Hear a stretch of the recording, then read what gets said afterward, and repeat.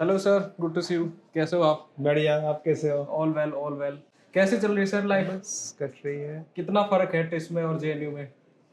TISS और JNU में फ़र्क है क्योंकि हाँ, टिस एक अलग तरह का यूनिवर्सिटी है। हाँ, ये हाँ। एक तरह से जहाँ रिसर्च, हम्म, फील्ड रिसर्च बहुत है हम्म, और इंटरवेंशन भी बहुत, इंटरवेंशन प्रोग्राम, हम्म, और उसको फिर वो टीचिंग में ट्रांसफॉर्म करते हैं। तो it's a unique hmm, university.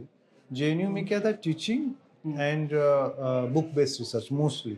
हम्म, थोड़े फील्ड वर्क लोग करते थे बट हम्म, मोस्टली लोग बुक बेस्ड रिसर्च करते थे, library based research, archive based research. But hmm. यहाँ फील्ड बेस्ड रिसर्च बहुत है। तो okay. In that way it's unique institution. आप मिस नहीं कर रहे जेएनयू को? जेएनयू को मिस देखिए, कोई भी इंस्टीट्यूशन को आप हाँ, अगर आप कुछ दिन भी रहते हैं तो आपकी हाँ, याद का हिस्सा हो जाता है। हाँ, हाँ, बट यह है कि फिर आगे बढ़ते हैं तो दूसरे चैलेंजेस होते हैं, वहाँ हाँ, लग हाँ, जाते हाँ। हैं, फिर उनके ये साथ काम करते हैं। एग्जैक्टली। तो चेंज मतलब काम।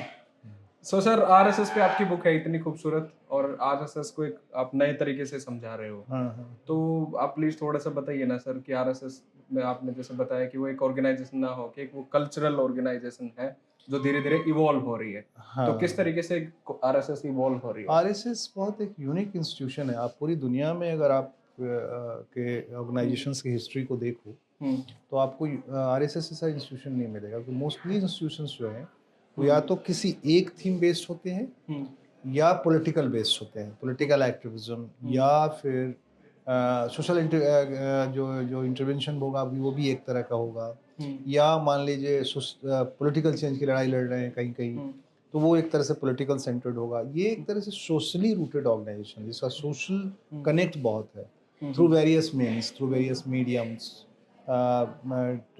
डेवलपमेंटल प्रोग्राम्स, हम्म, शिक्षा, स्वास्थ्य, हम्म, इस तरह से वो लोगों तक हम्म, शिक्षा स्वास्थ्य तो एक है, हम्म, साथ साथ emotional connect with the public. देखिए, शिक्षा हम्म, स्वास्थ्य तो हम्म, का काम तो सरकारें भी कर रही हैं, हम्म, बट सरकारें इमोशनली कनेक्ट जो हम्म, करने का काम है वो आरएसएस करता है। तो आरएसएस का सोशल रूट बहुत है, हम्म, और स्पेशली जो वल्नरेबल कम्युनिटीज़ हैं उनमें लगातार वो फैल हम्म, पहुंची है, हम्म, उसने अपने आउटरीच किया है। हम्म, तो वो धीरे धीरे लगातार फैलती जा रही है। There hmm, are no other organisation hmm, which are expanding, और ऑर्गेनाइजेशन स्क्वीज कर रहे हैं, हम्म। वो फैल रही है okay. Because of social connect. Social connect के लिए या सर पॉलिटिकल रीजन के लिए? नहीं, पॉलिटिकल रीजन देखिए, जब हम्म, जब सरकारें नहीं थी तब भी हम्म, सब काम करता था। हम्म, आप समझिए, इतनी बार बैंड हुआ, यानी हम्म, कांग्रेस सरकार, यानी हम्म, 14 में मोदी जी आए हैं ना, 14 हम्म, के पहले तो बीजेपी आई है, 14 के पहले तो हम्म, अटल बिहारी वाजपेयी का थोड़ा सा एक पीरियड था, हम्म, शेष हम्म, समय तो वो हम्म, पावर से बाहर रही है हम्म, बीजेपी। हम्म, तो वो जो आरएसएस है वो तब लगातार काम करती रहती है। वो आप हम्म, अभी सरकार रहे न रहे, वो अपना हम्म, काम करते रहेंगे। उनको उनका कहना है कि हमारा हम्म, कंसर्न हम्म, गवर्नमेंट नहीं है, हमारा कंसर्न सोशल हम्म, सोशल स्फीयर में काम करते हम्म, रहना है, और वो करते रहेंगे 24 आवर्स। वो तो हम्म, प्रचारक है ना, मतलब उनको दे आर मिशनरीज। तो हम्म, मिशनरीज को ये नहीं है कि भाई हमको बड़ा ये हम्म, वो they are constantly working with the people 24/7। आपको ये आ जाएंगे, आपको किताब दे देंगे, आपके साथ बैठ के चाय पियेंगे, बतियाएंगे, आपके साथ जुड़ जाएंगे, आपके घर परिवार में शादी ब्याह में आने जाने। तो इस तरह के लिंकेजेस दे इवॉल्व, वो and how politics practical is this sir, जब वो कहते हैं कि हमारा सोशल कॉज है? Social social. कॉज, ये सारा का सारा सीन जो जो हम काम कर रहे हैं, ये सारा हम सोशल पर्पज के लिए ही कर रहे हैं। इसका कोई और इवेंचुअल पॉलिटिकल गोल या गेन नहीं है? देखिए, जो किसी भी जो सोशल मोबिलाइजेशन का हम्म, साइड इम्पैक्ट्स में हम्म, किसी भी चीज़ पर असर पड़ सकता है। हो सकता है हम्म, उसका पॉलिटिक्स पे असर पड़े, हो सकता है हम्म, उसका कल्चर पे असर पड़े, हम्म, लेकिन जो उसका मूल मूल कॉन्सेंट्रेशन जिस जहाँ पर होता है वो हम्म, अपना करती है, वही हम्म, है, वो है हम्म, सोशल। यानी हम्म, एक तरह से ब्रॉडर एक सोशल कोहेजन, चाहे हम्म, उसको आप हिंदू सोशल कोहेजन कह लें, हम्म, या आप उसको भारतीय सोशल कोहेजन कह लें, कुछ भी हम्म, कह लें, बट हम्म, एक making a broader social cohesion, that is their hmm, purpose. Hmm, उसका पॉलिटिकल गेन हो सकता है। मान हम्म, लीजिए जो भी पॉलिटिकल फोर्सेस उसके साथ अपने को हम्म, जोड़ती हैं, हम्म, उनको फ़ायदा मिलेगा। अगर हम्म, उस उनके साथ कांग्रेस जोड़ी होती, हमसे तो एक हम्म, संघ के प्रचारक ने, बड़े प्रचारक ने कहा भाई हम हम्म, तो, हमारी कोई, हम लोगों ने तो इंदिरा गांधी को भी सपोर्ट किया था, उन हम्म। लोगों ने किया ही था एक समय में इंदिरा गांधी को सपोर्ट, आपको याद हाँ, नहीं होगा। इमरजेंसी में किया था उन्होंने। इमरजेंसी में किया था, नहीं वो बांग्लादेश।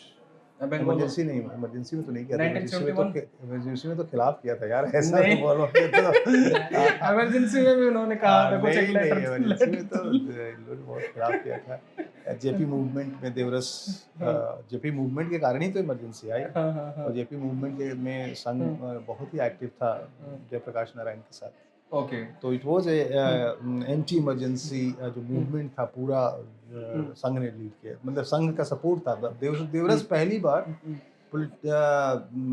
जो जो जयप्रकाश नारायण के साथ अलाइन किया उन्होंने, और एक बड़ा मूवमेंट खड़ा हुआ। ओके। लेकिन वो उन्होंने उस समय किया था जो बांग्लादेश वॉर था। ओके। अटल बिहारी वाजपेयी ने कविता लिखी इंदिरा गांधी पर, काफी मतलब हम्म। तो उनका कहना है कि भाई नेशनल कॉज हमारा इम्पोर्टेंट है, उसके से जो भी जुड़ जाएगा उससे हम वो हमारा हो जाएगा, हम उसके वो नहीं।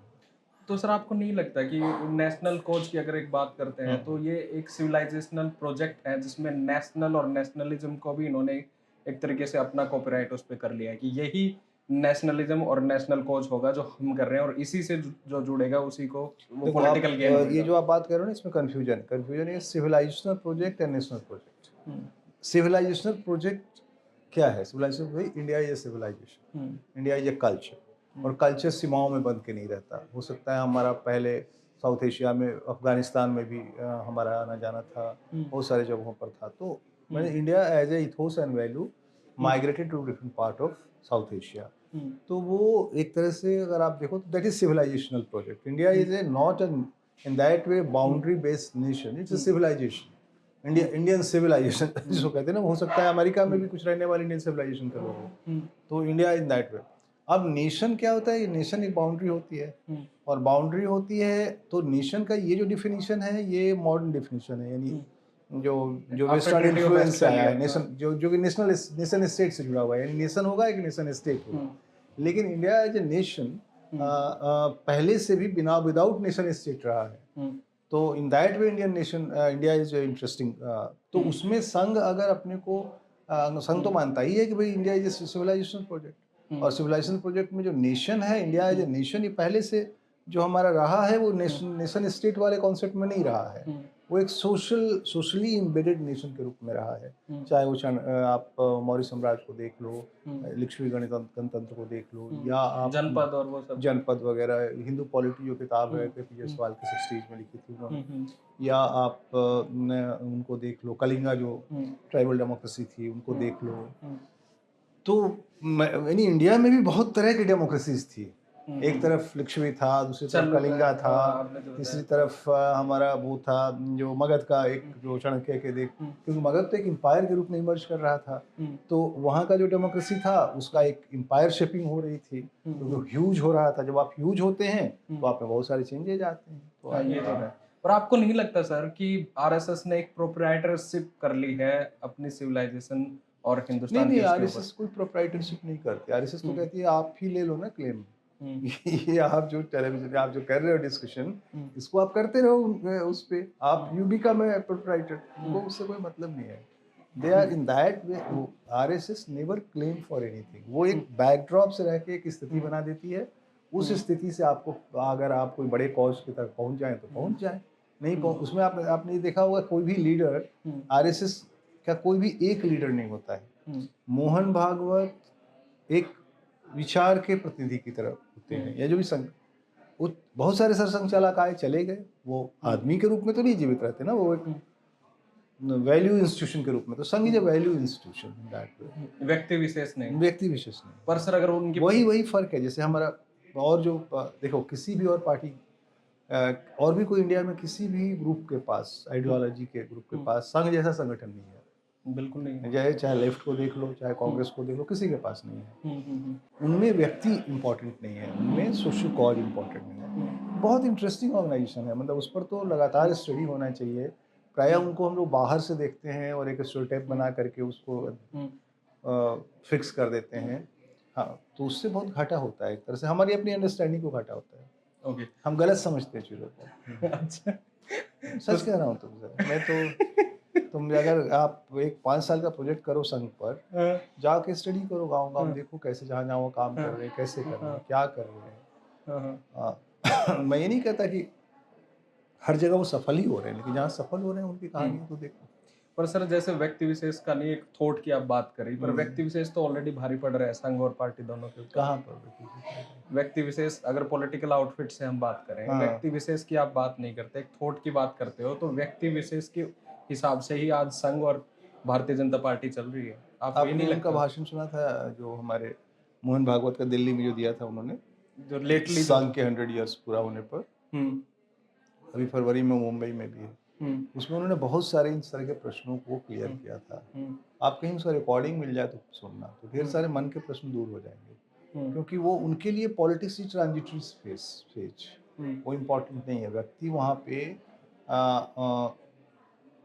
मतलब वो ट्रांजिशन में पॉलिटिक्स आती है, जैसे मान लो जुड़ती है कोई पॉलिटिक्स, तो वो उनको नहीं बदल सकता कोई, वो अपना लक्ष्य बहुत साफ है उनका, उसी लक्ष्य पे काम करते रहे। आप वो कहते हैं ना, आप आओ जुड़ो, अगर जब तक हमारे साथ हो रहो, नहीं फिर आप चले जाओ। हम तो ऑलरेडी जुड़े हुए हैं सर। हाँ, मतलब आप चले जाओ, मतलब एक मैं बात कह रहा हूँ। उनका ये है कि भाई आप मतलब नॉट यू, मतलब कोई अगर मान लो भी कोई भी संगठन या कोई भी नेता उनसे जुड़ता है, जब तक चल सकता है चले, फिर जाना हो चला जाए, लेकिन वो रिलेशन खत्म नहीं करते किसी से। संघ का बड़ी इंटरेस्टिंग है, अगर आप उनसे अलग भी हो जाओगे तो आपको छोड़ेंगे नहीं वो। चाय भाई आपके साथ पीते रहेंगे, बतियाते रहेंगे। चाय भाई से आजकल बहुत डर लगता है सर वैसे लोगों को। आपने ये दो बातें कही ना कि आपको छोड़ेंगे नहीं और चाय भाई उनके साथ नहीं वो मतलब आपको जोड़े रखेंगे, दैट इज देयर स्ट्रेंथ।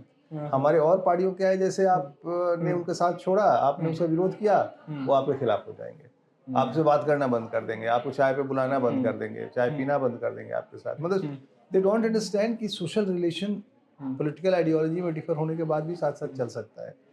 ये वो समझते हैं, वो समझते हैं कि ठीक है, तुम मान लो सहमत नहीं उनकी बात से, फिर भी तुम्हें चाय पे बुलाएंगे, बैठाएंगे, चाय पियेंगे।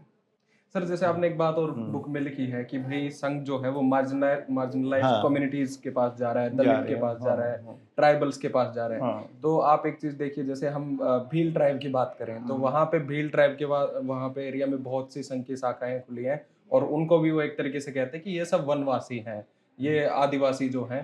तो उनमें वो ये बात फैल रही है कि हमारे को भी ये अपने पॉलिटिकल गेन के लिए बांटने की कोशिश कर रहे हैं। इन्होंने वनवासी वर्सेस आदिवासी कर दिया, और वहीं पे भील स्टेट में अभी एक नई चीज उभर के जो आ रही है कि हम अपना भील प्रदेश बनाना चाहते हैं, एक तरीके का एथनिक कल्चरल स्पेस। वो इसलिए इस आर्गुमेंट को अप्रूव कर रहे हैं कि जब आप बड़े लेवल पे ये कह रहे हो कि हम हिंदू राज लेके आना चाहते हैं, तो क्यों ना एक भील प्रदेश भी हो। अगर हिंदू राष्ट्र हो तो भील प्रदेश क्यों नहीं। इस आर्गुमेंट और इन दो चीजों को आप कैसे देखते हो? देखो, हिंदू राष्ट्र का जो नोशन है उनका बहुत व्यापक है, उसमें हर मानवीय जो कनेक्ट है वो हिंदू राष्ट्र से जुड़ता है। यू आर ट्राइबल, हिंदू राष्ट्र is not identity based concept. यहाँ पर क्या है ना, हमारा भील प्रदेश हो, हमारा ये हो, यहाँ आइडेंटिटी इंपॉर्टेंट जाती है। उनका आइडेंटिटी नहीं, उनका है everyone. Hindu it itself is an identity. नहीं, Hindu is not an identity, Hindu is a cultural concept. देखो, हिंदू एक, आप हिंदू की हिस्ट्री जानते हो, कैसे शब्द आया। ये बहुत सारे लोग इस शब्द को ओन भी नहीं करते। हम लोग हम लोग हिंदू फैमिली के हैं, गांव में रहते थे, बहुत दिनों तक हम लोग पूजा पाठ सब कुछ होता था, ठाकुरबाड़ी में पूजा करते थे, लेकिन वो हमारा जो कनेक्ट था मंदिर से होता था, हमारा ठाकुरबाड़ी से होता था। कभी भी हमने हिंदू आइडेंटिटी को 10वीं क्लास तक जब हम स्कूल में थे, हम लोग कभी ये हिंदू शब्द आता नहीं था। बिल्कुल ठीक बात क्योंकि है। जो था वो ठाकुरबाड़ी थी, पूजा था, पाठ था। हाँ, लेकिन तो Hindu in that sense is not an identity. Hindu is a way of life, the way you are living, the way it's optics, the way you see the world. क्योंकि हिंदू का जो सर्वे भवन्ति सुखिनः, ये जो पूरा नोशन है, जो जहाँ से भी आता है, जो हमारा वैदिक पौराणिक डिस्कोर्स है, उससे एक विजन इवॉल्व करता है। उस विजन से जो भी चलता है वो अपने कुछ लोग सनातन, यानी अब तो सनातन आइडेंटिटी जैसी आ गई कि ठीक है, हिंदू आइडेंटिटी तो है ही, बट सनातन माने ब्रॉडर, मोर ब्रॉडर, बहुत सारे लोग सनातन पर जोर दे रहे हैं। तो आइडेंटिटी की जरूरत आपको पड़ती है in the phase of crisis, जब आप क्राइसिस में होते हो। तो हो सकता है आइडेंटिटी की जरूरत हमें अमेरिका में पड़े, जहाँ पर क्रिश्चियन स्टेट इंपॉर्टेंट है। आप देख तो रहे हो, जैसे वो ट्रम्प कर रहा है, क्रिश्चियन को बचाने के लिए उसने दूसरे स्टेट पर अटैक कर दिया, तो उसको तो सब डेमोक्रेटिक स्टेट कहेंगे, और इसको कह देंगे साहब बड़ा आप हिंदू मेजोरिटेरियनिज्म कर रहे हैं। तो आप देख रहे हो ना, डबल। ट्रम्प को कोई नहीं कहेगा कि आप क्रिश्चियन स्टेट चला रहे हो। It's not a democratic state, you are attacking on a country to defend your Christian brothers. और हम दोनों को जस्टिफाई कैसे कर सकते हैं इक्वल इक्वल रख के? हम दोनों चीजों को जस्टिफाई कैसे कर सकते हैं इक्वल इक्वल रख के? I am not justifying them, I am critiquing them, but here also I am not justifying, I am saying कि they हिंदू जो शब्द है is a much broader, very flexible, fluid term, जिसमें anyone can be incorporated. Tribal भी, आदिवासी कह लो, वनवासी कह लो, भील कह लो, but you have a certain kind of belief if you have, मतलब पूजा में हो या ना हो, पूजा पद्धतियाँ सबकी अलग अलग, मोहन भागवत ने ही तो बात कही थी कि वो जो पूजा पद्धतियाँ आपकी अलग अलग हो सकती है। If you are a Muslim, आप मंदिर में मस्जिद में जाते हैं। If you are a tribal, आपके अपने लोकल गॉड होते हैं। कोई जरूरी नहीं है कि आप शंकर की पूजा करें, हालांकि शंकर तो ट्राइबल गॉड है, आपको पता ही है शंकर का इमर्जन कैसे हुआ उसमें। मैंने ट्राइबल गॉड मतलब ट्राइबल कनेक्ट है उसका, ट्राइबल गॉड पर उसमें सर जैसे आपने पढ़ा होगा ना विलियम क्रुक का कि वहाँ पे जो जो मतलब हमारा पूरा समाज ही पहले जंगलों से निकला है। हम सब जंगल के ही मैं यही बात कर रहा था। जंगल ही तो था ना, जंगल जैसे से कटते गए, हम प्लेन में आ गए, हमने खेती करनी शुरू कर दी, एग्रीकल्चर बनने लगा। कारो देव थे एक मिर्जापुर में, जिसको कि विलियम कुक ने जब काम कर रहे थे देखा था कि कई गांवों में कारो देव की पूजा हो रही थी। कारो देव is like a Shiva, no. तो सुदर्शन चक्र, डीडी कोसामी ने लिखा है कि मिर्जापुर के पहाड़ियों में सुदर्शन चक्र के प्रतीक मिले हैं।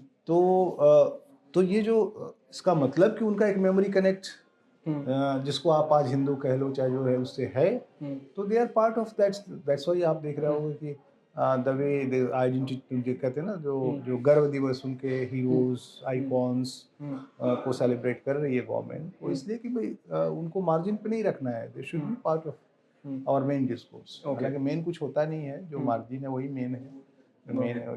सर उसमें वो एक बात ये भी कहते हैं कि हम लोगों को धर्म के बारे में बताया जा रहा है, ट्राइबल्स को और आदिवासी को। इन लोगों को ये नहीं पता कि ट्राइबल्स और आदिवासी और जंगल से ही माइथोलॉजी और माइथोलॉजी से ही धर्म बने हैं। तो are you in favour of any theological और एथनिक स्टेट?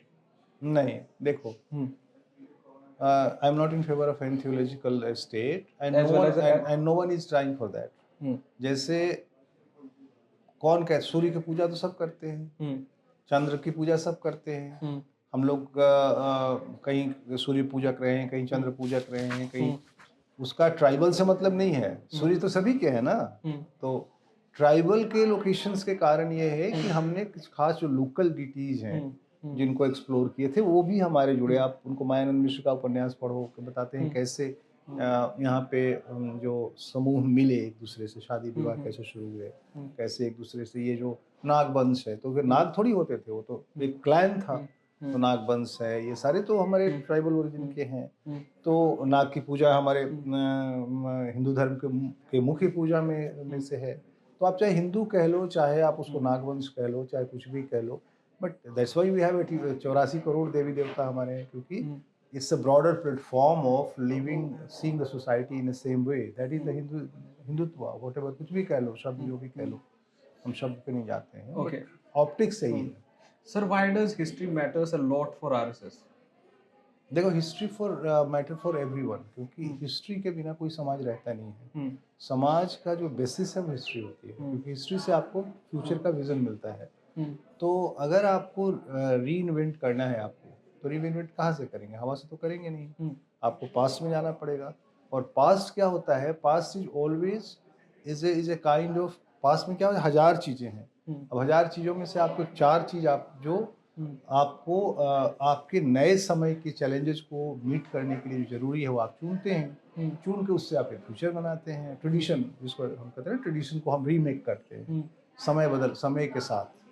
जैसे आज आरएसएस बहुत नए ढंग से अपने ट्रेडिशन को इंटरप्रेट कर रही है, बहुत सारी चीज़ें, नई चीज़ें कर रही है। अब जैसे ट्रांसजेंडर को उन्होंने मान्यता दी, जो पहले नहीं होता था। उसके महिलाओं के जो को लेकर के जो उनका वो है पॉलिटिक्स है, सर, ट्रांसजेंडर और महिलाओं को तो मान्यता दे दी, पर आरएसएस का चीफ कब वो बड़ी कौम के अलावा, बड़ी जाति के अलावा नीचे की जाति का बनाएंगे? नहीं, आरएसएस का चीफ, देखो आरएसएस में आप देख रहे होगे, जैसे अभी बीजेपी में हुआ है ना, पहले कहते हैं बीजेपी ब्राह्मण बनिया पार्टी है। अब क्या आपको लग रहा है? मानते थे? नहीं, हम तो मानते ही थे। आज से 15 साल पहले तो यही था, मतलब बीजेपी में तो ब्राह्मण। नहीं, अब भी है। नहीं, अब नहीं है, वही तो मैं तुमसे कह रहा हूँ। इसका एहसास तुम्हें होगा जब तुम पावर लैडर में आगे बढ़ोगे। ऊपर से मैं इसलिए कह रहा हूँ, ये आर्गुमेंट मेरा इसलिए है कि गांव देहात में अगर आप जाएंगे, अरे अब तो सोशल मीडिया पे, और अगर सोशल मीडिया से समाज को आप समझ ही नहीं सकते, उसे समझ ही नहीं सकते आप बिहार। मैं यही तो कह रहा हूँ, सोशल मीडिया पे ये लग रहा है कि ये गांव देहात की पार्टी है, पर गांव देहात में अगर आप जाओगे तो आपको पता लगेगा। गांव देहात इज एक टर्म। मैं कह रहा हूँ कि जिस तरह से ओबीसी इंक्लूजन हुआ है बीजेपी में, मैं नहीं कह रहा हूँ मिनिस्टर हैं इसलिए, पीएम है इसलिए, जो ग्रास रूट पर ओबीसी बिहार में जो इलेक्शन की जीत है यार, उससे तो सबक ले लेना चाहिए सबको, और उनको सोचना चाहिए कि नए ऑप्टिक्स की ज़रूरत है समझने के लिए। यानी वहाँ पे जो ओबीसी पॉलिटिक्स से क्लेमेंट थे, कैसे गायब हुए? यानी तो इस सब बताता है कि बीजेपी ने इनरोड किया है बहुत सारे समूहों में, जो ईबीसीज हैं वहाँ, छोटी-छोटी जातियाँ हैं, छोटे-छोटे समूह हैं, उन तक पहुँची है। और अब धर्मेंद्र प्रधान वहाँ इलेक्शन को लीड कर रहे थे। मैं ये नहीं कह रहा हूँ धर्मेंद्र प्रधान का कोई ओबीसी फेस है, बट ओबीसी कम्युनिटी से आते हैं वो। और वहाँ के सारे जो हमारे जो विनोद तावड़े वगैरह जो इलेक्शन ऑर्गेनाइज कर रहे थे, अमित शाह जी वगैरह, उन सारे लोगों ने मिल के वहाँ के पूरे इलेक्शन माहौल को एक तरह से, बहुत ओबीसी पार्टिसिपेशन है उसमें। बीजेपी में अब वो बात, अब देख तो रहे हो ना कि वो रह ही नहीं गई, बीजेपी एकदम नई हो गई है। एग्जैक्टली और यही बात आरएसएस में होने जा रही है। आप 10 साल बाद देखोगे आरएसएस कैसे बदल गया है।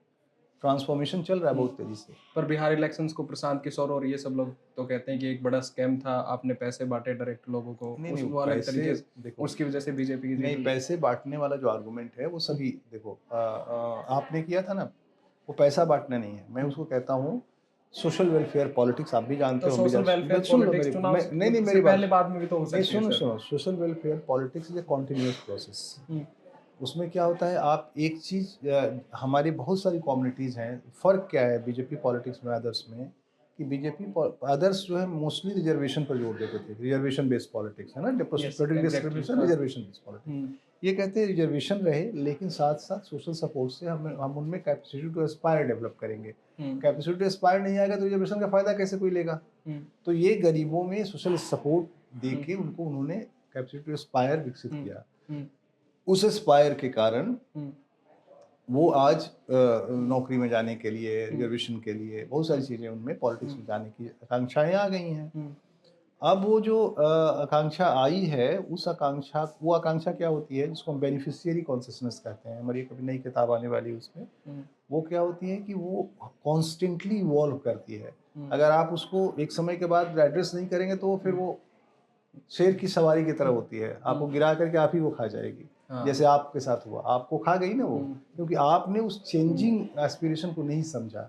इस मामले में आप BJP is a wonderful party because they always keenly observe क्या चेंज आ रहा है, क्या, जैसे आपने एक चीज़ दे दी तो अब उससे एक रिक्वायरमेंट बढ़ा, अब हमें कैपेसिटी आई तो हम दुकान खोलना चाहेंगे, दुकान खोलना चाहेंगे तो पैसा चाहिए हमें, तो जो देगा उसकी तरफ चले जाएंगे हम। तो वो कहते हैं ठीक है भाई, हम तुम्हें सपोर्ट कर दे रहे, महिला जो योजना, आजीविका योजना में जो दी है 10-10 हज़ार रुपये, ये एक तरह से उसका ही एक कल्मिनेशन है। अब आप कह सकते हो टाइमिंग, इस समय क्यों दिया, पहले भी दे सकते थे, लेकिन you know after all politics is politics. वो कोई संत नहीं है, कोई ये मंदिर का भजन नहीं है ना, हमें तो पॉलिटिक्स तो करनी है ना। वो सभी पार्टी करेंगी। आपने देखा कि कांग्रेस तो ढेर सारा प्रोमिसेस लेके आ गई, बट लोगों ने उस पर ट्रस्ट नहीं किया, क्योंकि कांग्रेस का जो ट्रस्ट वैल्यू है वो कम है। मोदी का ट्रस्ट वैल्यू बहुत ज़्यादा है। मोदी कुछ भी कहते हैं लोग उस पर विश्वास करते हैं, लोगों ने विश्वास किया। सर ऐसा इसका क्योंकि कारण डिलीवरी, क्योंकि वो डिलीवर करते हैं, जो कहते हैं वो करते हैं, उनके कथनी करनी में फर्क नहीं है। दूसरा क्या है, वो कांस्टेंट कनेक्ट बनाए रखते हैं लोगों से through various mediums, you know, even you are the media person से, और अपनी पार्टी के थ्रू, और खुद पॉलिसीज को इवेलुएट करते रहते हैं। मतलब he plans, he visualize, as he also monitor the implementation. The way he guides the ministers, interact with the ministers, review करते हैं। जो वंडरफुल यानी गवर्नेंस मॉडल है मोदी का, तो उसके कारण लोगों का विश्वास बढ़ता है, क्योंकि लोगों तक चीज़ें पहुंचती है ना, पर नहीं पहुंचेगी तो लोग नाराज होंगे।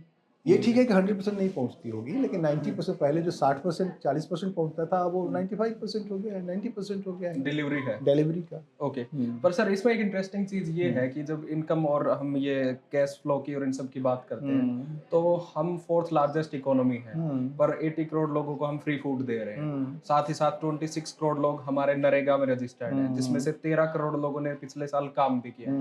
तो इस पैराडॉक्सेस को आप कैसे देखते हो? नहीं, ये दोनों साथ चलेगी ना। आप you are in the move of being विकसित भारत। विकसित भारत कैसे होगी? सॉरी सर, क्या? You are in the move of becoming विकसित Bharat, no? Okay. Second largest economy आप बनने जा रहे हो, तो वो कैसे होगा? वो सिर्फ अंबानी और बड़े बड़े टाटा बिरला से तो होता नहीं है। पर वो ट्रिकल डाउन क्यों नहीं हो रही वो हो रहा है ना, अब यही हो रहा है जो पहले नहीं होता था। क्या हो तो रहा है वो कि 80 करोड़ सुनो, वो कैसे क्यों होता है, गरीब क्यों ये है? दोनों प्रक्रिया साथ चलेगी। हम्म, कैपेसिटी टू एस्पायर जो ग्रो होना चाहिए था, आज़ादी के बाद नहीं हुई, क्योंकि कांग्रेस ने उस तरह से सोचा नहीं, और ना लेफ्ट पॉलिटिक्स ने सोचा, ना हमारे सोशलिस्ट पॉलिटिक्स ने सोचा कि जो गरीब जब तक एस्पायर ही नहीं करेगा, वो रोटी की ही लड़ाई में लगा रहेगा, तब तक वो अपने बच्चे को नौकरी की बात में सोच ही नहीं सकता है। तो अब धीरे धीरे इन्होंने उसमें, तो कैपेसिटी टू एस्पायर के लिए आपको भोजन देना है पहले, उसको उसको फूड की चिंता से मुक्त करिए कि फूड उसको मिले, घर उसको मिल गया। घर इज ए बिग डिग्निटी, आप जानते हो घर का क्या मतलब है। घर मिल गया, उज्ज्वला मिल गया, तो अब थोड़ा चाय वाय बनाना आसान हो गया, कोई गेस्ट आ रहा है अपना बना के पिला दे रही है महिलाएं, उनको एक एम्पावरमेंट मिला। साथ साथ श्रम जो कहते हैं ना, जो सहकारी समितियां बना के महिलाओं का जो सेल्फ हेल्प ग्रुप बना के उनको एंटरप्रेन्योर बनाने की दिशा में आगे बढ़ रहे हैं। तो एक कलेक्ट कहते हैं ना, होलिस्टिक डेवलपमेंटल प्लान, अगर एक रोग के को कई तरह से आप करते हो ना, जैसे पंक्चर करते हो, तो जगह जगह से आप उसको वो छेदते हो ना, तब जाके वो रोग खत्म होता है। तो it's like that the way they are working. Okay sir, caste तो पॉलिटिक्स ये साथ चलती रहेगी, इसको आप अपोजिट मत मानो कि हम सेकंड लार्जेस्ट होने जा रहे हैं और हम गरीबों को, हमारे यहाँ गरीब भी हैं। भाई गरीब तो थे ही ना, गरीब इकोनॉमिक इनइक्वालिटी में रैंक 1 पे है सर 2025। हाँ, तो इसलिए क्योंकि आपके पास गरीबी एक ट्रेडिशन, मतलब आपके पास लंबे समय से है ना, क्योंकि उसके हिस्टोरिकल रीजन से गरीबी। अब लेकिन पॉपुलेशन आपका बहुत ज़्यादा है भाई, नीदरलैंड का पॉपुलेशन बिहार के पॉपुलेशन से भी कम है, यू आर 140 मिलियंस। तो आप कोई भी कैलकुलेशन सर्वे होगा तो आप किसी भी चीज़ में नंबर 1 दिख जाओगे कि भाई पॉपुलेशन नंबर 1 है, गरीबी नंबर, अमीरी भी नंबर 1 है। अमीरी आप देखो, मतलब यहाँ के जो अमीर हैं, अमीरों की संख्या में यहाँ के अमीर बहुत हैं, अमीरी में भी हम नंबर 1 है, गरीबी में भी हम नंबर 1 है। तो इसलिए, लेकिन आप देख रहे हो कि जैसे जैसे गरीबी कम हो रही है, अभी बहुत सारे 25 crore people lower poverty line से क्रॉस करके लोअर मिडिल क्लास में आए हैं, लोअर मिडिल क्लास वाले मिडिल क्लास में आए हैं, मिडिल क्लास वाले हायर मिडिल क्लास में आए। तो मोबिलिटी ऑफ इकोनॉमी बहुत तेज हुई है, सर्कुलेशन ऑफ मनी तेज हुआ है। अब ये आप देख तो रहे हो कि तुरंत 1 मिनट में आप पैसा पे कर देते हो। जो पैसा जब सर्कुलेट कर रहा है तो गरीब के पास भी जा रहा है और अमीर के पास भी जा रहा है, गरीब भी दे रहा है, अमीर भी दे रहा है। तो उस प्रोसेस में मोनोटोनी ऑफ इकोनॉमी टूट रही है, तो उससे एक मोबिलिटी, सोशल मोबिलिटी बन रही है। तो मुझे लगता है कि इस प्रोसेस को क्लोजली वॉच करना चाहिए ट्रस्ट के साथ, कि देखना चाहिए कि क्या हो रहा है। हो सकता है इससे बहुत बड़ा परिवर्तन होने जा रहा हो, आपको 10 साल बाद लगे। इंटरेस्टिंग चीज ये है, जैसे गरीबी घटी है 16.3% से 2.3% आ रही हाँ है, हाँ, और उसका जो पैमाना होता है वो आरसीटीज होते हैं, रेंडमाइज कंट्रोल ट्रायल्स जो होते हैं, जिनके बेसिस पे ये नापी जाती है। पर आप एक चीज देखिए, जैसे बिहार जैसे प्रदेश में जहाँ पर कैपिटा इनकम ही 66,000 के आसपास में है, तो वहाँ लोअर से, एक्सट्रीम लोअर से मिडिल क्लास में भी आ जाएगा, तो क्या उसको फायदा हो जाएगा? उसको हम फ्री फूड से ही तो उसको उसकी जिंदगी को गवर्न कर बता रहा रहे हूँ क्या हैं। फायदा हो रहा है। और हाँ, बिहार का भी केस बता रहा हूँ और बनारस का भी केस बता रहा हूँ। बनारस में ये जो मंदिर काशी विश्वनाथ का हुआ ना, उसके बाद अब बनारस के आसपास के गाँव में जाओ, पहले गाँव में लोग ऐसे ही सोए रहते थे दोपहर में, अब हर आदमी कोई ना कोई काम कर रहा है, कोई ना कोई धंधा कर रहा है, क्योंकि मनी सर्कुलेट हो रही है, क्योंकि टूरिस्ट आ रहे हैं, टूरिस्ट इकोनॉमी इवॉल्व कर रही है। बिहार में भी जो ह्यूज सड़कें बनी हैं, पटना जाना आसान हो गया है। आप पटना जाके टैक्सी, इतने तरह के टैक्सी ड्राइवर्स वहाँ, आप बहुत तरह के नए नए बिजनेस लोगों ने शुरू कर दिए हैं। लोगों, हम तो खुद बिहार के से आते हैं, हमने देखा है कि हमारी क्या स्थिति थी। हमारा से वहाँ जाने में 6 घंटे लगते थे, यानी 12 कोस, यानी जाने में आज एक आधा पौन घंटा लगता है, 45 मिनट। पहले हम 6 घंटा चल के जाते थे, बस ऐसे कोई पैसा नहीं होता था, लोगों के पास चावल दाल यही होते थे, उसको बेचते थे बाजार में। ये वो टाइम था जब आप प्रेम पत्र वाली कविता लिख रहे थे? नहीं, उसके भी पहले जब हम हाई स्कूल में पढ़ते थे। अच्छा, प्रेम पत्र तो पीएचडी के समय लिखी है, तब हम इलाहाबाद आ गए थे। अच्छा, तो ये हाल था। आज आप देखो, हर आदमी के पास पैसा है, करेंसी है, पैसा आ रहा है, पैसा जा रहा है। तो इकोनॉमी, लाइफ बहुत बदला है। आप गांव में जाके देखो, चंद्रभान प्रसाद की एक स्टडी है और देवेश कपूर की, कि दलितों की लाइफ में ये कितना परिवर्तन आया है। जैसे घर पक्के हुए हैं, पक्के मिले हैं या हुए हैं, सड़कें आने से क्या क्या फ़र्क आया है, पानी, उनके जीवन में मोटरसाइकिल आ गई है घरों में, दलित के घरों में मोटरसाइकिल है, तो वो पहले तो साइकिल की भी कल्पना नहीं कर सकते थे। हम लोगों के घरों में भी साइकिल होती थी जो और सम्रांत वो रूप। सर जमाना कितना कितना वही पहले तो से मैं कह कितना रहा हूँ, वही तो कह रहा हूँ। 40 साल की नहीं, का वही डिफरेंस है। वही कह रहा हूँ कि ये हाँ। जो परिवर्तन आया है, हाँ। हो सकता था ये ना होता तो 40 साल में भी हम वैसे ही रहते। बहुत सारे समाज ये वैसे ही है ना। मतलब आरएसएस एंड बीजेपी की वजह हाँ, से ये मतलब सारा हुआ बीजेपी है। की जो एक गवर्नेंस मॉडल है, हम्म, आप देखो अफगानिस्तान आज भी तो उसी तरह से है ना, पाकिस्तान आज भी तो उसी तरह से है ना, कोई परिवर्तन थोड़ी आया है। सर आखिरी क्वेश्चन। हाँ हाँ तेरा पूछेंगे। सॉरी आपको थका तो नहीं हाँ, दिया। नहीं, नहीं, नहीं, नहीं। अंबेडकर को क्या अभी राइट प्लेस मिल रहा है या फिर उनको अप्रोप्रिएट किया जा रहा है, उनको देखो, महिमा मंडित किया जा रहा अम्बेडकर है? इतनी शक्तिवान प्रतीक हैं, हम्म, वो किसी के देने का मुखापेक्षी नहीं है। हम्म, अम्बेडकर के बिना इंडियन पॉलिटिक्स में कोई भी नहीं सर्वाइव कर सकता। तो हाँ, चाहे कोई भी पॉलिटिकल ग्रुप, तो अम्बेडकर को तो मिलना ही है, मतलब वो मजबूरी है सभी की। अब सवाल है कि आप उन अम्बेडकर का सम्मान कोई मजबूरी से कर रहा है या मन से कर रहा है। तो मैं कह रहा हूँ कि वो मजबूरी वाला एलिमेंट दलित पॉलिटिक्स में भी आ सकता है। कई दलित पॉलिटिक्स में भी लोग आपको मिलेंगे जो हो सकता है अम्बेडकर की कुछ बातों से सहमत हो, कुछ से नहीं सहमत हो, या उनको देवता की तरह मानते हो, उनके विचारों से कुछ जानते भी नहीं हो क्या है, तो ऐसा भी हो सकता है। लेकिन और भी जो लोग जो दलित सीधे दलित पॉलिटिक्स नहीं करते, उनको भी अम्बेडकर को सम्मान करना ही पड़ेगा। Ambedkar is a iconic figure of Indian politics, तो वो तो सम्मान होना ही है उनका, तो सब करेंगे। अप्रोप्रिएट कोई नहीं कर सकता। अम्बेडकर की इमेज इतनी व्यापक है कि कोई इसको अप्रोप्रिएट नहीं कर सकता। आप जोड़ सकते हैं अपने को कि भाई हम इन कारणों से हम अम्बेडकर से जोड़ रहे हैं, हम भी ये कर रहे हैं जो अम्बेडकर चाहते थे, तो हम जोड़ रहे हैं। तो हमको राइट प्लेस मिल रहा है। हाँ हाँ, राइट प्लेस क्या, वो प्लेस दे रहे हैं। अम्बेडकर को मिलता नहीं, अम्बेडकर तो देते हैं लोगों को अच्छा अच्छा, प्लेस। ये सरकार नहीं, सरकार की बात मैं नहीं कर रहा हूँ, मैं तो सभी की कर रहा हूँ। कांग्रेस अगर जोड़ रही है तो क्यों जोड़ रही है, बीएसपी जोड़ रही है तो क्यों जोड़ रही है। ये सरकार तो कर ही रही है, क्योंकि इस सरकार में जो नरेंद्र मोदी ने समग्र सामाजिक न्याय मॉडल इवॉल्व किया when he was chief minister of Gujarat, तो फर्स्ट वो अपनी शुरुआत ही उन्होंने अम्बेडकर स्टेचू पर गार्डनिंग करके वो पूरी पॉलिसी गवर्नेंस शुरू करी। तो नरेंद्र मोदी का फर्क है कि वो icon and substantial, symbolic and substantial को साथ लेके चलते हैं, और लोग क्या करते हैं, सिंबॉलिक करते रहते हैं। तो इसका पॉलिटिकल पर्पस क्या है सर? इसलिए डिलीवरी फॉर मार्जिनस, वो कैसे to करेंगे get आप the votes as well हैं? and to get the votes as well. देखो, अगर if you are in electoral politics, You are not a संत। हाँ, नहीं इलेक्टोरल पॉलिटिक्स में हमें आप संत नहीं है, आपको वोट तो चाहिए ही ना। डेमोक्रेसी का मतलब वोट है, लेकिन सिर्फ वोट के लिए ये नहीं, वोट के साथ सोशल चेंज, यानी यही खूबी है गांधीयन पॉलिटिक्स की और मोदियन पॉलिटिक्स की। ये दोनों ही पॉलिटिक्स गांधी से ही शुरू होता है। गांधी कभी भी किसी भी पॉलिटिकल एजेंडा मोबिलाइजेशन को बिना सोशल इशू के नहीं, हरिजन उद्धार, अछूतो उद्धार, चरखा, खादी, हर का एक सोशल रिकॉन्स्ट्रक्शन प्रोजेक्ट का हिस्सा होता था। स्वदेशी, नॉन कॉपरेशन, तो वैसे ही मोदी का भी है। मोदी कभी भी कोई जो भी पॉलिटिकल जो अपील करते हैं, उसका एक सोशल मीनिंग होता है, तो उसके कारण क्या होता है, समाज उनके साथ कनेक्ट करता है। ये बहुत यूनिक, ये कांग्रेस यानी नेशनल मूवमेंट में था ये चीज़। आज़ादी के बाद कांग्रेस लीडर्स ने सब सिर्फ स्टेट की पॉलिटिक्स करने लगे। ये लोग स्टेट की पॉलिटिक्स करते हैं, लेकिन साथ साथ सोशल इशूज के साथ मोदी स्पेशली जोड़ते हैं। इसलिए मैंने अपनी किताब में बात करी ना सोशल पॉलिटिक्स की।